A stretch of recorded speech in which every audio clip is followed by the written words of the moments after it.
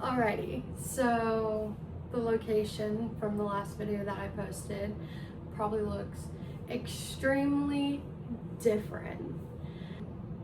I posted my last video about a year ago now, so there's a lot to update on from last year to now.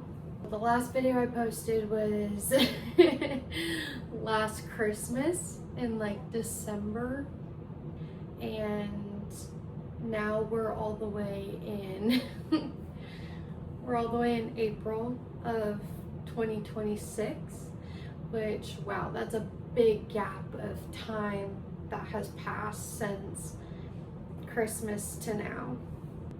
I was going to post a video in January of all the books that I had read in 2025 going into 2026, and my life kind of changed a lot, and it was really hard for me to sit down and film a video. In the last video, I think I roughly mentioned I was engaged and we were living with my fiance's parents at the time, and so it kind of was hard to film videos in the first place. I didn't want to like invade their privacy too much.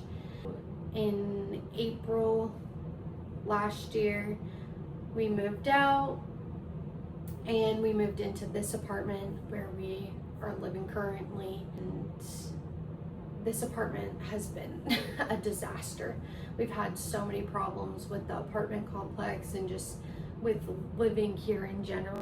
I just never really felt like comfortable sitting down to film because I don't know, this apartment never really felt like home, if that makes sense. But anyways, going back to when we first moved in here, I definitely like thought about filming. I was like, okay, finally, like I'm home every day anyways, and so I have a lot of time to myself to sit down and like film. And at this point, like, we were still wedding planning, and like we had picked out a wedding venue and everything, so I was really excited about that. In May at the beginning of May, so we had been only living here for literally a month, and I found out I was pregnant. And it was really exciting, to be honest, because me and my fiance always wanted to be parents, and so finding out that I was pregnant really was just like this exciting, thrilling, but also really, really scary process.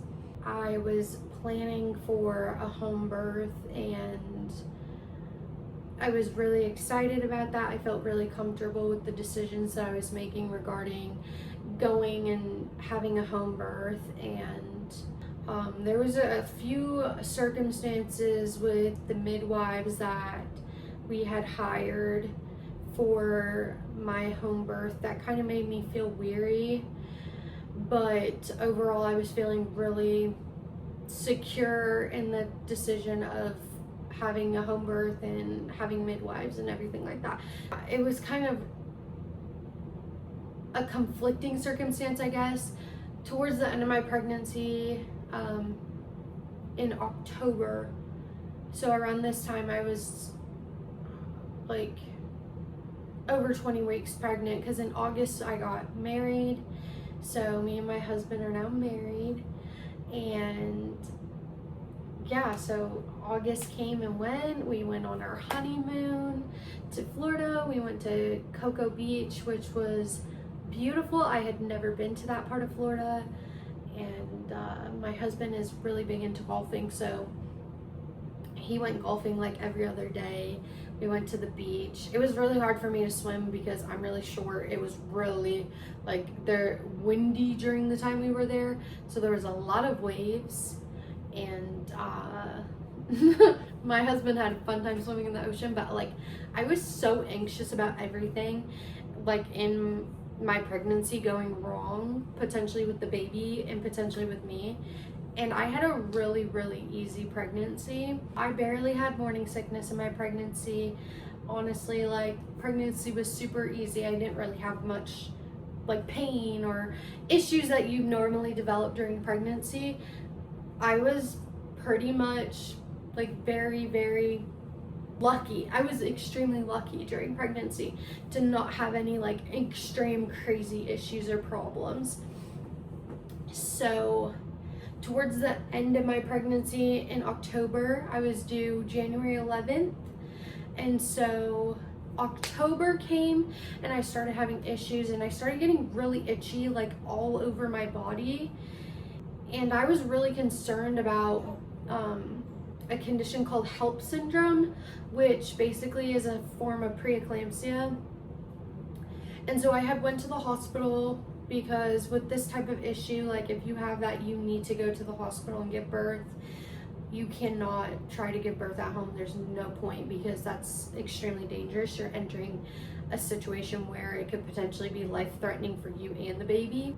At my visit in October at the hospital, I was fine. I didn't have protein in my urine.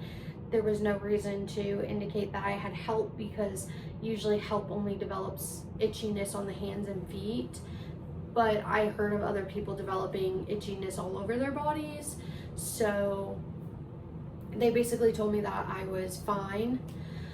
Then in December, I started developing pain on my left-hand side, and it was so excruciating. The pain was radiating from my rib all the way down to my lower like back towards my like right above my butt, kind of like in my hip and lower quadrant of that side of my body. And it was so bad. I had it all through Christmas Eve, Christmas, and the day after. And so I was very concerned again that I was developing preeclampsia. And around this time I started having like spots in my vision every once in a while. My blood pressure was a little bit elevated every once in a while, but throughout my pregnancy it had been pretty stable. So I was just kind of like, I don't really think this is preeclampsia, but like, let's go get checked out again to make sure it's not preeclampsia. I got checked out. I did not have protein in my urine. I was pretty much like still very, very healthy from what they could see. No reason to induce me. I was having contractions though, and they were like 5 minutes apart, 5 to 10 minutes apart. And so, like, mind you, I was due January 11th, so December 26th, I was like very close towards the end of my pregnancy anyways, when I had went into the hospital. So January comes along and I'm hitting my due date, and I actually start going over my due date, and I go into labor. I'm 2 weeks overdue at this point, almost close to 3 weeks overdue. And so my midwife suggested castor oil, and I went into labor. January 20th, I went into labor, and it was like at 5 o'clock in the afternoon, 5 o'clock in the evening.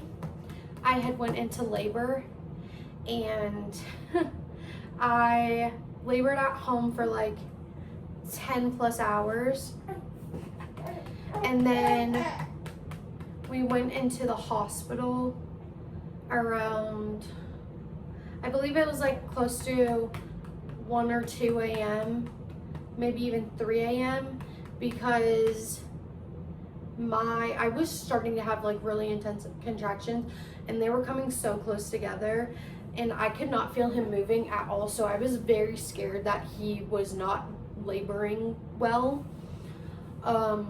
So we went into the hospital because of the fear that he wasn't moving. Like, I had not felt him move in like 2 hours, and I had tried to sleep for a while, and as I was about to literally get dressed to walk out the door, my water broke. And when I got to the hospital, I was losing my mucus plug when they did a cervical check. And so I was in labor. Mind you, now I've been in labor for a full 24 hours at the hospital, and I technically was in labor for over 3 days in total. I was not dilating while I was at the hospital, so they put me on Pitocin, and I got all the way up to like an 8 on Pitocin, and then I needed the epidural because I was in so much pain, mainly from penicillin because I had GBS. If you don't know what that is, it's basically like just a bacteria that you can get while you're pregnant. And so they treated me with penicillin for the GBS. The penicillin, my vein was blown, so that's why it started really hurting. I basically labored until like 10 o'clock, and then my OBGYN called it for a C-section, and we went into the OR, and by 1 o'clock in the morning I was done my surgery. It took 3 hours because of just how my surgeon and OBGYN who did my surgery, my C-section, he was very, very efficient and also very cautious and aware of like wanting to do the surgery the best he could, which he did an amazing, exceptional job. I can't even really see my incision. So my husband and I were so terrified for that, but like everything worked out beautifully. I didn't have any complications during my surgery, but I didn't get to hold my baby until 2 o'clock in the morning. And finally I got up to the labor and delivery floor, and basically I was in there for the next week because he had complications with breathing. He aspirated on fluid when he was born, and for the next week he basically could not breathe properly. He had a lot of issues with breathing. He was doing labored breathing and retracted breathing, and even when we got home from the hospital for the week after he had been released from the hospital, he still continued to have those problems. If you have an infant, or even if you've dealt with a newborn or had a newborn, you know that their breathing is not the most regulated. Like, it's not the same breathing as an adult would have, and so there can be a lot of complications. Like, there's a huge risk of obviously SIDS in infants and newborns, and when you have a baby like mine who had issues like that when he was born, you obviously don't want to risk the potential of those types of things. So you need to just be very cautious and aware, even just for babies that are healthy when they're born. That was part of the situation of him being born and us staying in the hospital for a week. The other part is we had been in the hospital for about 6 days at this point, and he was going to be released, and then I developed severe preeclampsia, so I had to be readmitted because I was discharged after like 3 days of being in the hospital, and maybe it was like 4 or 5 days, I can't quite remember, but anyways, they were going back and forth, my surgeons and his doctor, because they were not sure why we weren't being released. My doctors were not sure why we weren't being released, and his doctors were like, he cannot be released, and honestly she shouldn't be discharged either at this point, because I recovered really quickly from my C-section. Like, I was up going to the bathroom and walking around and everything after 24 hours after my surgery, so there was no reason to keep me. My blood pressures were good and everything, and then I developed preeclampsia. But the thing is, at my 41-in-1 appointment with my midwives, I had trace amounts of protein in my urine for preeclampsia, and so I believe I probably had it for a really long time, and I just it didn't show in my urine, and then it showed when it was like at the point of being so severe. And so I had to go on a magnesium drip because my blood pressure was 200/100. I was like extremely in a dangerous zone of like having a stroke or throwing a blood clot or like having a heart attack. Like, honestly, I'm so lucky that I caught it because I was telling all the nurses they were coming in to do treatment for him, and he hadn't been discharged yet. And I was like, I'm pretty sure like I have symptoms of preeclampsia, and they were like, we can't treat you, like you're not a patient. And it was just my husband and I. Like, thankfully my in-laws are amazing, they were extremely helpful, but I could not like do anything basically.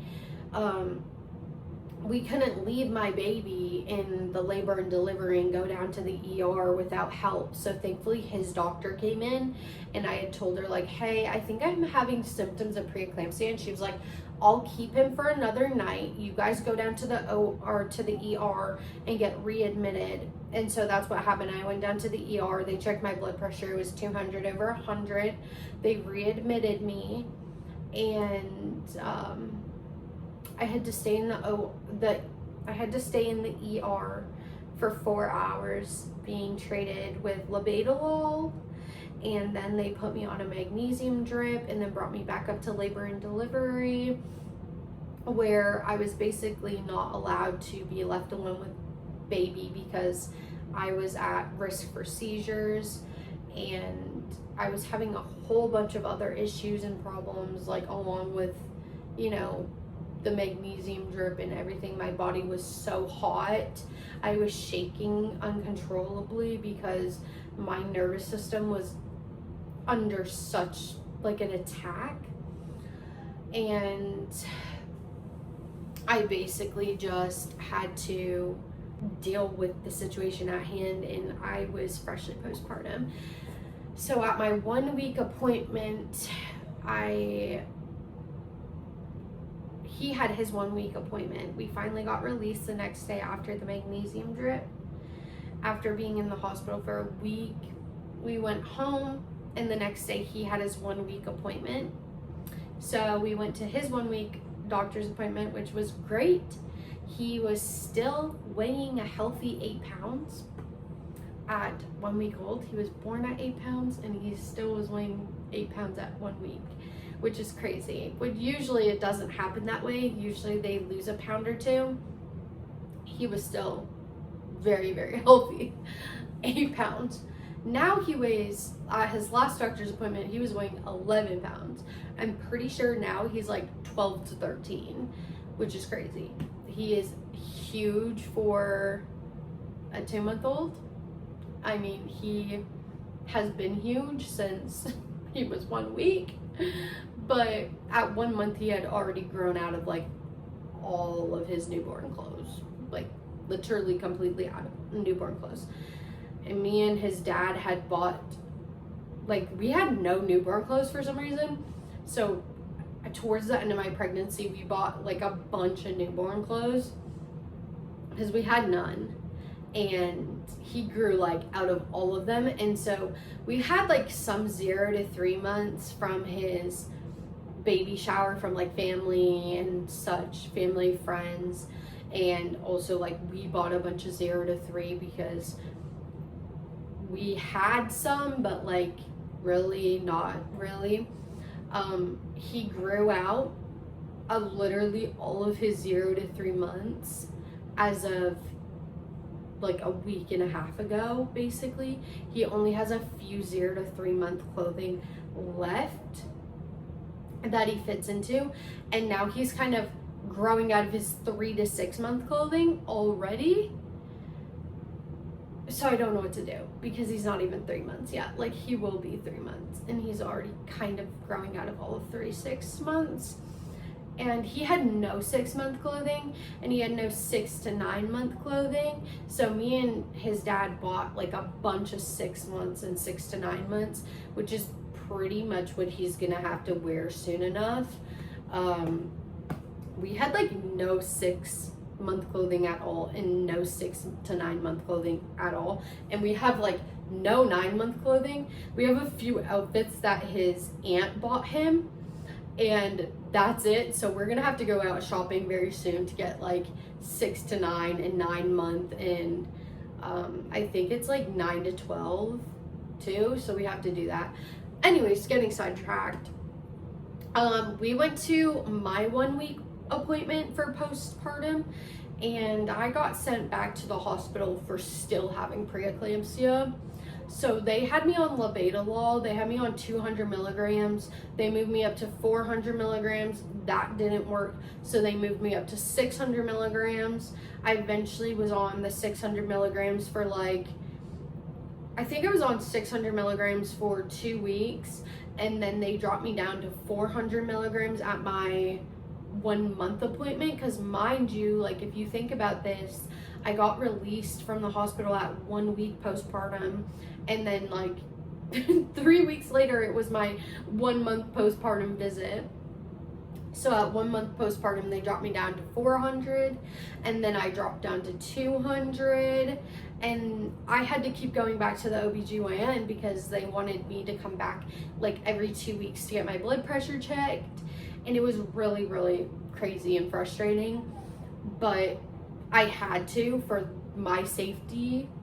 And so I went back again. They dropped me down to 200 milligrams, and eventually I was basically almost out of all of my medicine. So I weaned myself to 100 milligrams, and then I stopped taking it altogether because my blood pressure was stable, and it's been stable ever since, thankfully. We want to keep it that way. But for having severe preeclampsia, like if you have any symptoms whatsoever, please go get checked. Make sure if your blood pressure is even raised slightly that you talk to your doctors about it and like communicate like concerns and worries about preeclampsia, because it can sneak up on you really, really quickly, and you can have preeclampsia all the way up until 6 weeks postpartum. Once I hit that 6 week mark, I was like, oh my goodness, I feel so good that I don't have to worry about preeclampsia anymore. Now, though, up until a year after you give birth, you need to worry about hypertension, because even though you're not at risk for preeclampsia anymore, you're at risk for hypertension, and later on in life, you're at risk for like heart problems and so on and so forth. So you want to make sure that you obviously are making sure you get checked. I just had my yearly physical with the OBGYN too, and they did a breast exam and a pap smear. And so yeah, it's really important to get those things checked because you don't want to obviously have any types of cancers. So I got that done. It was my first pap smear and my first breast exam actually, and everything looked healthy and good, but we'll see once I get my pap smear results. You're so sleepy today. But anyways, let's talk about book content. So that is what I've been up to for the past year and why I haven't posted anything. I've had a lot going on, and like I said, I was thinking about posting a video in January, and then January came and I had a lot of complications and health stuff going on, and so I did not get around to posting a video. And then it was March and April, and we're still in April right now, but I do have a lot of stuff upcoming very soon. Even right now, I'm very lucky that I've had a moment to sit down and film a video because I have a very, very clingy baby, and I'm very blessed with a baby that is attached to me like that because I love him so much, but I really don't get a moment to myself. But what struck me with this is that I just finished the Harry Potter series, and it took me a year to read the last book.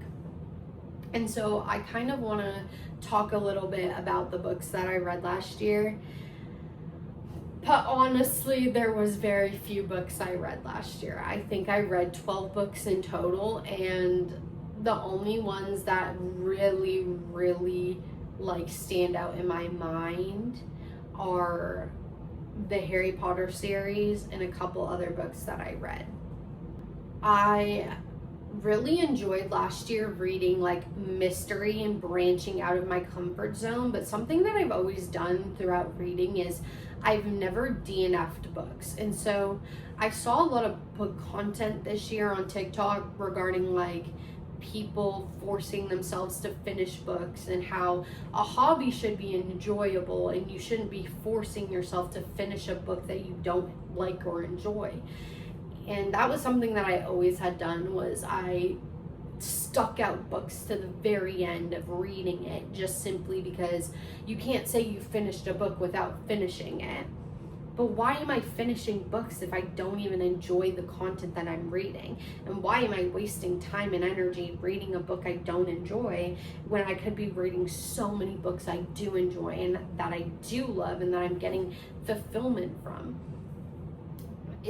It's a waste of time and energy to sit there and force yourself to read a book that you just simply do not find enjoyment from. I want to do something different and be intentional with what I'm reading and what I'm spending my time on, compared to just wasting time and energy reading books that I don't find enjoyment from.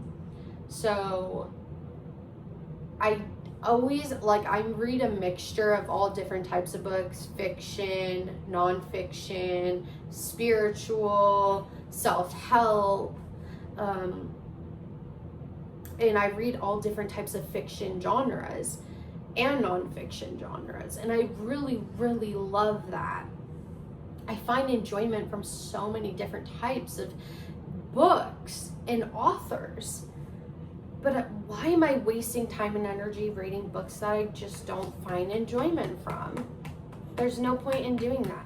So this year I'm not going to do that. If I start reading a book and I get to a couple chapters in, even if I get halfway through and I decide, I don't really care to finish the rest of this story, I am going to DNF.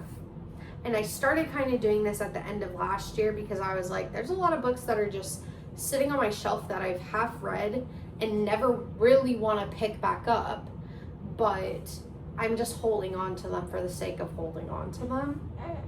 That's what I found with the Harry Potter series, okay? I love Harry Potter. I love the Harry Potter movies. The first book, second, third, and fourth book, I loved. Now when we get to the fifth book, I struggled to read through it a little bit, but I still loved it. It was really, really good. Sixth, seventh, and eighth book,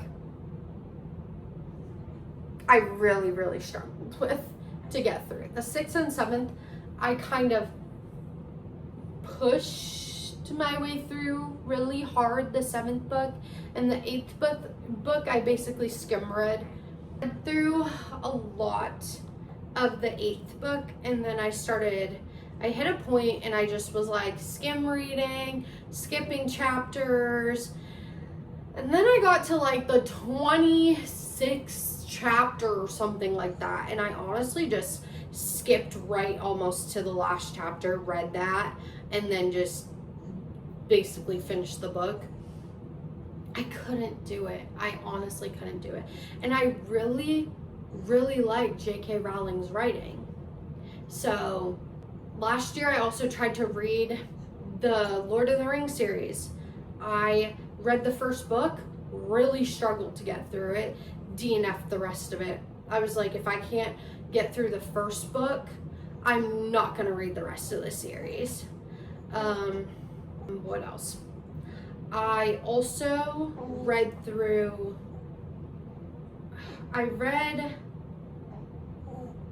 a bunch of books that I really, really, really liked and would definitely read again. But then there was also a bunch of books that I read and I really enjoyed them, but I would not read them again for the sake of, like, I got the premise of the story and I really liked it, but I don't see me rereading it a bunch of times throughout the years.